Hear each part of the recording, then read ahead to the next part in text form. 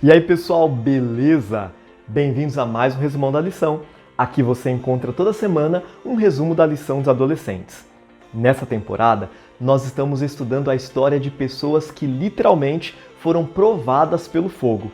Estamos sendo lembrados o tempo todo de que a história da igreja está sendo escrita e que a gente é parte dessa história. A gente está escrevendo uma história que já sabemos que vai ter um final feliz e saber disso é simplesmente incrível. Então, bora pro vídeo!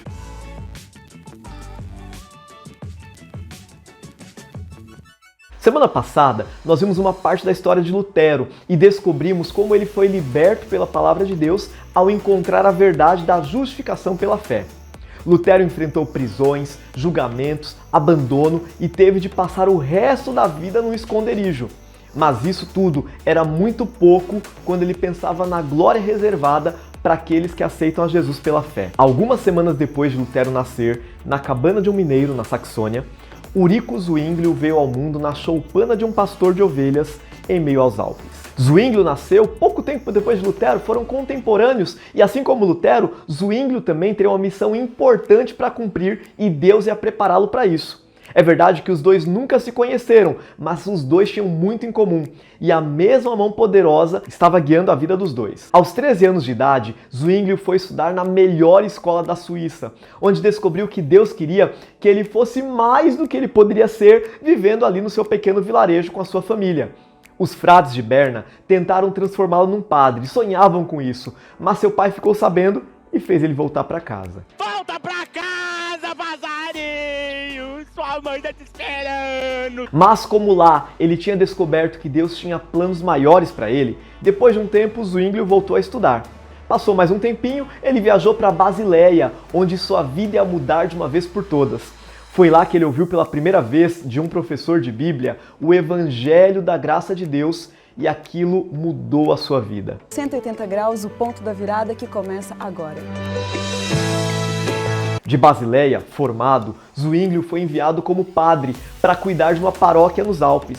Mas ele era um padre um pouco diferente. Na verdade, ele era diferenciado. O bicho é bom mesmo, o bicho é diferenciado. Ele era um estudioso da Bíblia, imparável, incansável, e quanto mais estudava a Bíblia, mais percebia que tinha muita coisa errada na tradição da igreja. Então ele decidiu que a sua vida ia ser determinada não pelo que ele achava ou pelo que a igreja dizia, mas pelo que a Bíblia diz. Ele entendeu que as escrituras precisam ser a própria intérprete. Daí, em 1516, Zwinglio foi convidado para pregar em um importante convento onde muita gente ia em busca do perdão dos seus pecados. Eles acreditavam que tinha algo meio mágico ali e eles podiam fazer algo para alcançar o perdão de Deus. Zwinglio, então, aproveitou a oportunidade e a superstição dali para pregar a mesma mensagem que havia libertado ele da escravidão no passado. Ele então disse: "Não imagine que Deus está neste templo mais do que em qualquer outra parte da criação. Obras inúteis, longas peregrinações, ofertas, imagens ou apelos à Virgem ou aos santos seriam capazes de obter para vocês a graça de Deus? Como uma capa brilhante, uma cabeça lisa e uma roupa longa e esvoaçante, ou chinelos bordados em ouro poderiam ajudar a perdoar pecados? Cristo, que no passado foi ofertado na cruz, é o sacrifício e a vítima que pagou a dívida por toda a eternidade dos pecados daqueles que creem." Aquele sermão libertou muita gente, mas também deixou muita gente decepcionada. Tinha muitos que achavam mais fácil confiar na salvação pelas obras e no pagamento de indulgências do que receber a salvação pela graça e ter o coração purificado. Mas os que acreditaram na mensagem da graça de Deus compartilharam com outras pessoas, que compartilharam com outras, e em pouco tempo muita gente parou de ir até aquele convento buscando salvação. É claro que com isso também diminuíram as ofertas que as pessoas levavam ali, e o salário de Zwinglio, que vinha das ofertas, diminuiu também. Mas ele estava feliz. Ele estava feliz porque via o poder da superstição diminuindo e a luz da verdade aumentando e brilhando mais. Depois de mais 3 anos, Zwinglio foi chamado para pregar em Zurique, a cidade mais importante da Suíça na época. multidões se aglomeravam para ouvi-lo. Ele pregava o evangelho com força e muita gente abandonou as tradições da igreja para viver pela fé depois de ouvir as suas mensagens. É lógico que tudo isso fez Zwinglio ter muitos inimigos também. Ele começou a ser perseguido e foi convocado para debates onde deveria defender a sua fé. Na real, eles diziam que era para defender a fé, mas a verdadeira intenção deles era silenciá-lo através de armadilhas. Com muita coragem, Zwinglio nunca cedeu. Ele nunca deixou de seguir a Bíblia por conveniência ou para não sofrer. Não, Zwinglio, Lutero e tantos outros reformadores tiveram muita fé e muita coragem para enfrentar tudo que enfrentaram, para viver tudo o que viveram e para defender a verdade do jeito que defenderam. Mas além da fé e da coragem, essa galera também era muito humilde. Geral percebia a diferença que existia entre os reformadores e os líderes da igreja da época. Os líderes da igreja ganhavam no grito, ostentavam poder, arrogância e orgulho. Usavam roupas suntuosas e brilhando com suas joias. Comiam com luxo ao redor de mesas repletas de caras iguarias e dos melhores vinhos. Enquanto isso, os reformadores eram humildes e se escondiam atrás da glória de Cristo. Lá no começo, eu falei que Lutero e Zwinglio nunca se conheceram, mas tinham muito em comum.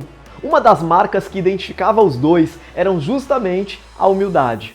Eles entenderam que o evangelho era maior do que eles. Entenderam que a única cabeça da igreja é Cristo. Entenderam que o que conta é a palavra de Deus e não o que eles achavam ser o melhor. Já os inimigos da verdade estavam sempre pensando neles mesmos, nas verdades deles, no que eles achavam, no que eles queriam, eles e eles. Um provérbio judeu diz que não há espaço para Deus no homem que está cheio de si mesmo. E os inimigos do evangelho, os inimigos de Lutero, os inimigos de Zwinglio estavam bem cheios de si mesmos. É claro que agora eu tenho que perguntar para você: tem espaço para Deus aí na sua vida? Ou você tá tão cheio, tão cheia de você mesmo que não cabe Ele? Olha, tem algo de errado se você ainda continua achando que é tudo sobre você, que o mundo gira em torno de você, que o corpo é seu e as regras são suas, que você pode gastar seu dinheiro como quiser, seu tempo como quiser. Acorda, amigão, acorda, não é tudo sobre você. Se liga no lembrete do texto-chave da lição dessa semana que diz assim: mas Ele nos concede graça maior. Por isso diz a Escritura: Deus se opõe aos orgulhosos, mas concede graça aos humildes. A verdade é que as pessoas que podem ser usadas como instrumentos de Deus são aquelas que deixam de lado o eu e buscam seguir o plano e a vontade de Deus. A humildade foi a marca dos reformadores. E aí eu pergunto, qual vai ser a sua marca? Pelo que a sua galera vai lembrar de você? Por ser humilde ou por ser aquela pessoa arrogante e orgulhosa? E aí, encontrou mais pontos importantes na lição dessa semana que eu não mencionei aqui? Estudou, mas não entendeu alguma coisa? Deixa aqui nos comentários. Aproveita também e manda esse vídeo para aquele amigo, amiga, para os adolescentes da sua igreja que tem que ouvir essa mensagem. Manda para aquele amigo humildão também, para ele entender que o reino de Deus é feito de gente humilde. Deus te abençoe, um grande abraço e fui!